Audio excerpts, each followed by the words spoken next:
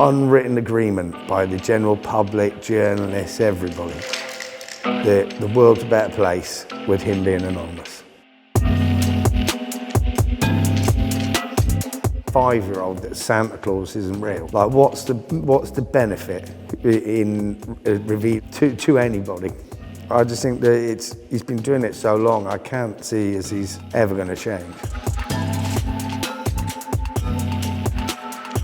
Hi, I'm Steve Lazarides. I'm here at a museum where I never thought I'd be.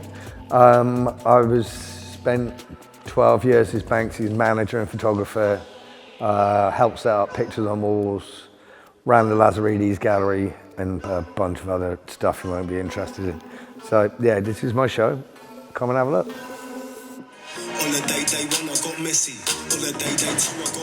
We're at the Georgian Museum of Fine Art, and they've allowed me to take over one of their floors and create a fun exhibition that's all about Banksy. The show here is kind of like opening on the 5th anniversary of the. I think the anniversary of the museum is October, so it's October 2nd, I think. I never in a million years expected to be in a gallery, in a museum, and I never wanted to be in a museum. It's like I had no desire to do a museum show. So for me, it's quite it's an odd thing. Like I spent so long on the outside, it's weird coming in on the inside, but you know, it's helped facilitate putting on a fantastic show. The story here takes you on a journey, really, from 1997 when I first met Banksy through to 2006. How much work he put in those years to get to where he is. And for me, it's a journey through those years, seen through my eyes. Well, seen through my eyes and my lens. It's like, you know, I took all the photographs.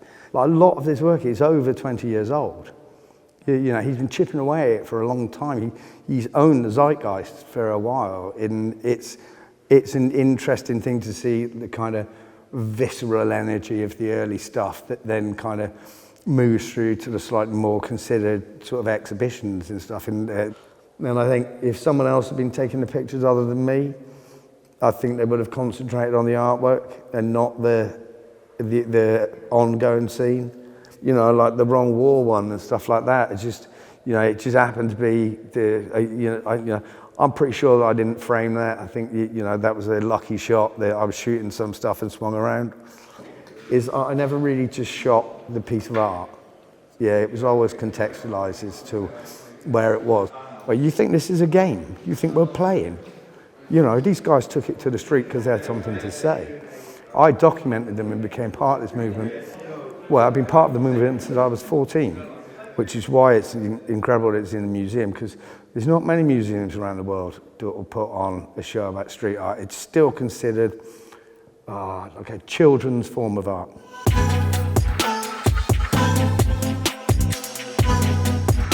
You know, they're the things that last forever, but it's changed. The nature of it's changed. It's like, it's now the rise of the citizen photographer. You know, everybody who's got a phone is a photographer.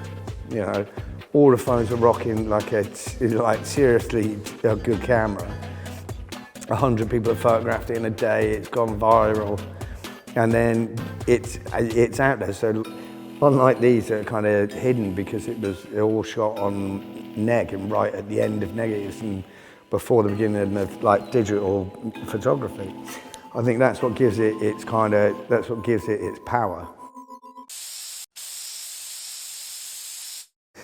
I tell you what he is, he's a fucking genius. Yeah, it's like, I've never worked with anyone like it. Listen, like everybody, he has off days.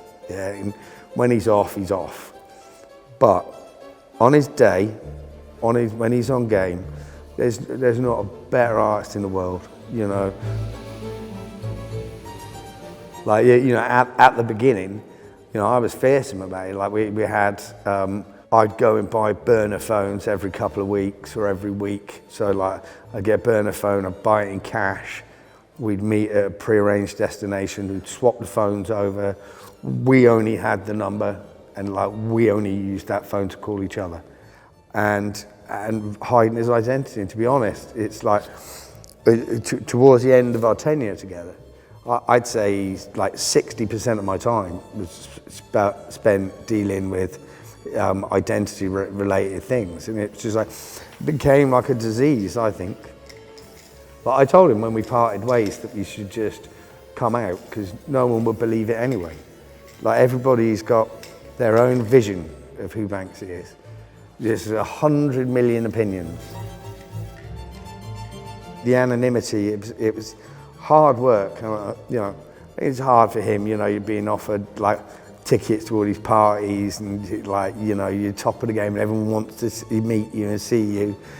A bunch of hard work put in by a bunch of us at the beginning. Yeah, like his kind of, you know, dedication to staying with it.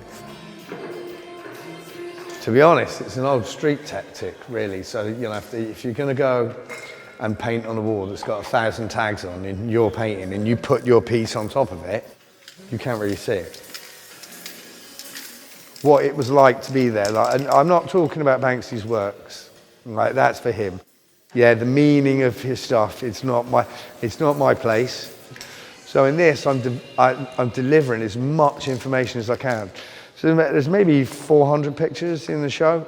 This way, you asked me about the framing, yeah? I don't want them in frames. I don't want them behind glass. Make a street show, really, in a museum context, in kind of, I want it to be taken seriously, but I don't want it to look like you know, the old kind of frame your paintings in little frames and put them on the wall. And Which is your favorite? This one, probably the can. Really, it's inspired a new set of portraits that I'm doing. It's devastating to see the commercial mess that it's turned itself into, where it's now just the bitch of property owners. I'm sure that this was sprayed first and then this came after. To, you know, gentrify areas by getting artists into, you know, first they paint the walls, then they bring the coffee shops and the bike shops, and then they put the rent up, and it's like, it's the same across the fucking world. It's like, you know, they're like the vanguard of gentrification. And I blame the artists as much as anyone else. You took their money. We never took anybody's money. You know, these guys never took any sponsorship, never took anyone else's money. The top 3 artists in the graffiti movement, really, like Shepherd, Banksy, JR, are all ploughing a political message. So I don't understand why the others in the movement just don't see that, you know, people do care, people do have things to say. And people are, you know, voicing their concerns, I think. I can't see how it wouldn't with you right on their border, and, you know, so many Russians here. Putin totally achieved what he was trying to do in 2008 for you, by like he's doing with the Ukrainians, who's trying, you know, taking the kids and everything else. You suddenly bring 500,000 people into a population of 3.7 million. It's like, that's a large change to the DNA. If they don't go, yeah, then that's shifting the DNA of Georgia quite significantly.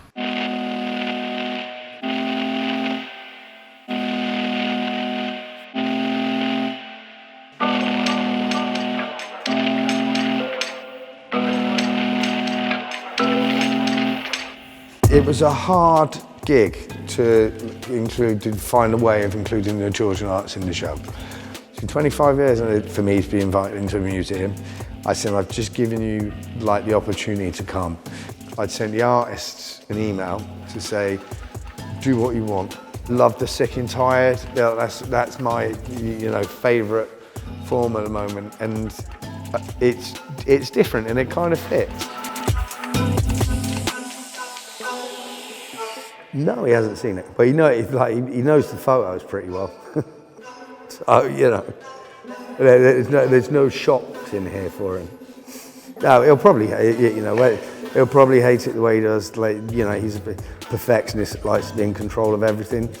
But like, this isn't really a show. This is not a show by him. It's a show in celebration of him, really.